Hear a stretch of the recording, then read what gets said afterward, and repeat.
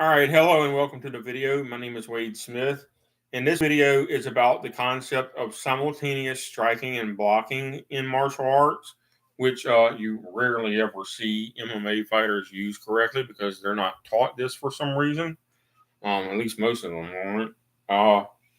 But um, some situations where simultaneous blocking and striking is useful is, for example, in Isshinryu Karate and in American Kenpo Karate, we both have the same form called Five Swords, which is usually taught to white belts and yellow belts after they've gotten their first black stripe, so they know their basic punches and kicks and blocks.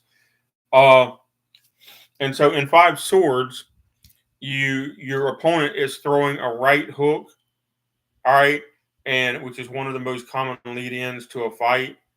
And so what you're going to do is you're going to step in and double chop block the attacking arm. But that's just one version of the form starts that way. So it goes double chop block, counter, counter, counter, counter, counter. All right. In real life, you're probably only going to land one or two of those before they start to throw another punch, and then you're going to have to react to that. All right. But in principle, there are 5 counterattacks in Five Swords, hence the name Five Swords. Now, if you want to be more aggressive, you can block and counterattack in the same motion. And so now you've got bam, I blocked the right hook and I counterattacked with a palm strike to the chin or nose of the attacker all in one motion simultaneously. All right. I can grapple with this arm. Now my open palm hand is up here. I can grab them in the head, knee strike into the face. They're pretty much going to be either dead or knocked unconscious. And you land like that. So I'm grabbing that arm here, and I'm palm heeling through their face, then grabbing the back of the head and pulling them down into a knee strike. All right. But that is a simultaneous block strike. Bam.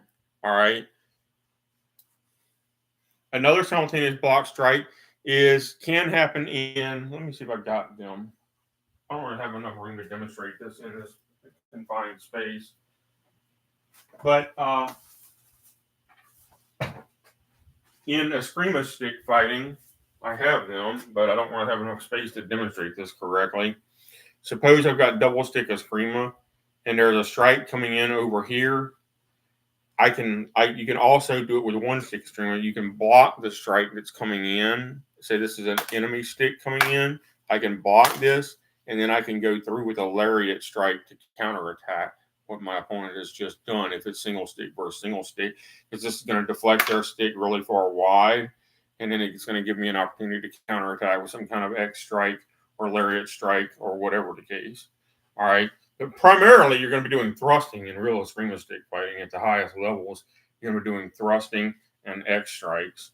Lariat strikes are pretty. If the other person got close enough to attack your head and you're blocking here, it probably means one or the other of you did something wrong.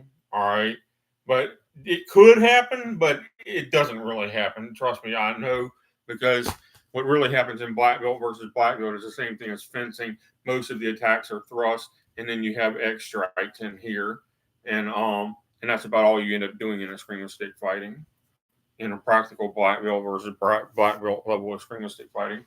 But there is, in principle, a block and counterattack in one motion in there.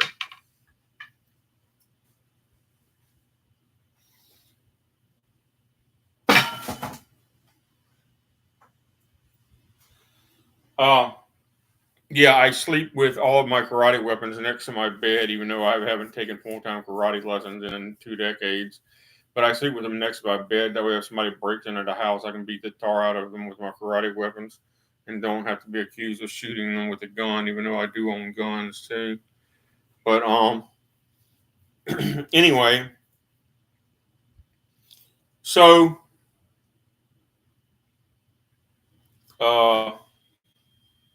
again, in Isshinryu Karate, there's a saying: every strike can be a block, and every block can be a strike.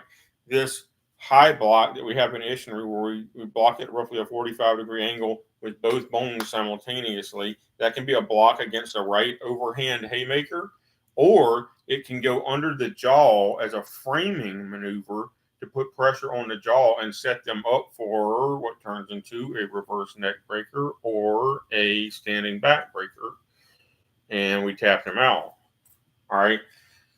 Not likely to work against another black belt, but you should know it because it is likely to work against, say, a blue belt or less or something like that.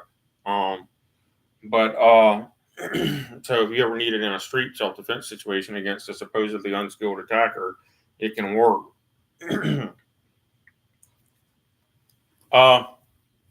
So anyway, this concept of simultaneously striking and blocking at the same time gives you a tempo advantage.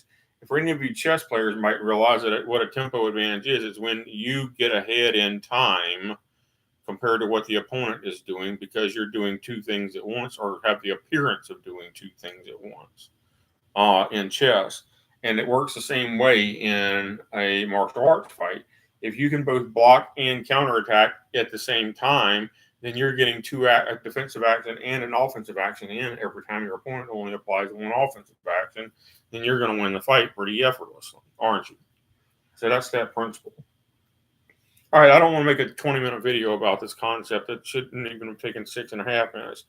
But at any rate, there's another way to do this.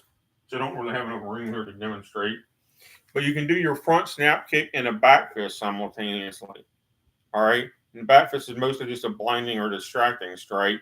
So you can get in other strikes while the person's nose and eyes is watered. But anyway, you can do front snap kick and back fist simultaneously, with the targets being the nose or chin with the back fist, and of course, usually the groin with the front snap kick. All right, that's all I'm going to specifically cover on here. Just apply the concept to everything in your martial arts, and you'll get the point. That, you know, doing a defensive action and an offensive action simultaneously gives you a tempo or timing advantage against your opponent.